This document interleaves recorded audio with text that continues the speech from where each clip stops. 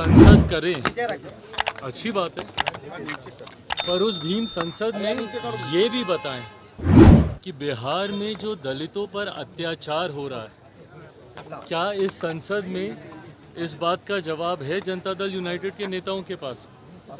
आए दिन जो दलितों की हत्याएं हो रही हैं, चुन चुनकर दलित युवकों को, दलित बच्चियों के साथ बलात्कार हो रहा है, गला रेत कर उनकी हत्या की जा रही है, चौकीदार व्यवसाय से जुड़े हुए दलित समाज के लोग, उनकी हत्याएं की जा रही हैं।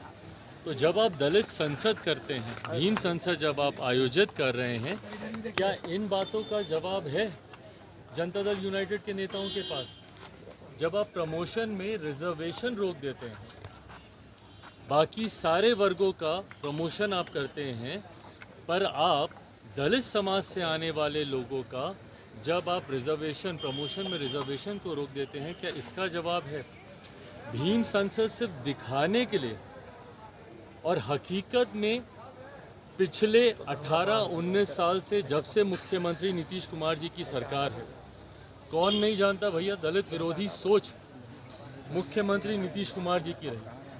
जिस तरीके की भाषा का इस्तेमाल मुख्यमंत्री जी ने, पूर्व मुख्यमंत्री जो कि पुनः दलित समाज से ही आते, उनके बारे में बिहार की विधानसभा में उन्होंने करने का काम किया, ऐसे में आप संसद करेंगे, ऐसे में आप दिखावा करेंगे कि आप दलित हितैषी हैं, आप दिखावा करेंगे कि अनुसूचित जाति जनजाति वर्ग से आने वाले लोगों की सबसे ज़्यादा चिंता आपको, भाई आप ही है ना जिन्होंने अनुसूचित जाति समाज में बंटवारा करने का काम किया था, दलित को महादलित करने का काम किया था, और बड़े बड़े वादे करने का काम किया था कि 3 डेसिमल ज़मीन देंगे तो फलाना ढिमकाना। क्या हुआ? पिछले चुनाव से पहले इन्होंने ही घोषणा की थी कि अगर दलित समाज से, परिवार से आने वाले किसी भी व्यक्ति की अगर हत्या होती है तो उसे सरकारी नौकरी दी जाएगी। पहली बात तो प्रदेश के मुख्यमंत्री जो कि प्रदेश के गृह मंत्री हैं, वो हत्या की सोच रखते हैं, यही एक चिंता की बात है। पर बहरहाल बताएं कितने दलित परिवार में जहाँ पे हत्याएं हुई हैं, क्योंकि आए दिन हम तो जा रहे हैं भैया, हर हत्या पे जा रहे हैं, पर कितने ऐसे परिवार को सरकारी नौकरी देने का काम किया मुख्यमंत्री नीतीश कुमार जी और इनकी सरकार ने?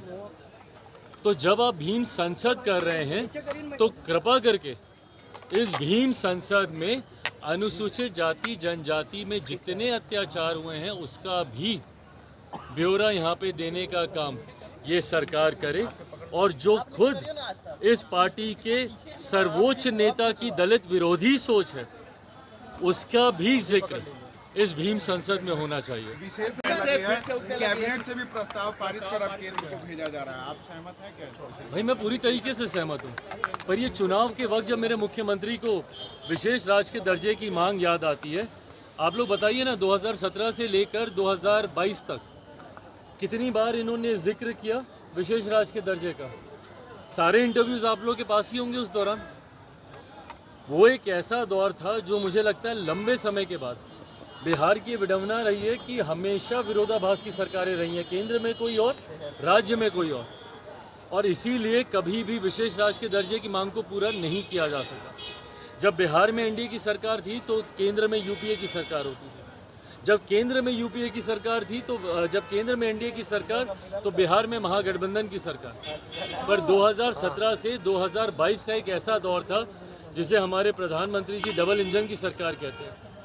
जब वो डबल इंजन की सरकार थी तो कितनी बार मुख्यमंत्री जी ने इस आवाज़ को उठाया कि बिहार को विशेष राज्य का दर्जा मिलना चाहिए।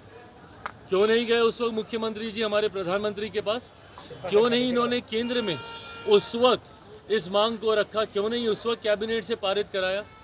आज जब चुनाव सर पर हैं तो मेरे मुख्यमंत्री को विशेष राज्य के दर्जे की मांग की याद आती है और उसको लेकर ये आंदोलन करेंगे। 19 साल के मुख्यमंत्री आज आंदोलन करेंगे। भैया किसको झुंझुना पकड़ा रहे हैं आप? किसको मूर्ख समझ रहे हैं?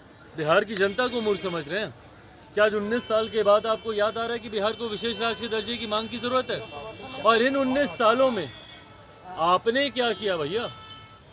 आपने क्या किया ताकि बिहार की अर्थव्यवस्था बेहतर हो? बिहार में रेवेन्यू जनरेशन के कितने सोर्सेज आपने खोले? बिहार में प्रति व्यक्ति आय बढ़े, इसके लिए आपने कितना काम किया? भैया हम तो समर्थन करते हैं, पूरी तरीके से समर्थन करते हैं, पर ये आपकी नाकामी को दर्शाता है कि 19 साल के बाद भी मुख्यमंत्री नीतीश कुमार जी को अगर विशेष राज्य के दर्जे की मांग करने की जरूरत पड़ती है तो ये मेरे मुख्यमंत्री की गलत नीतियों को प्रमाणित करता है।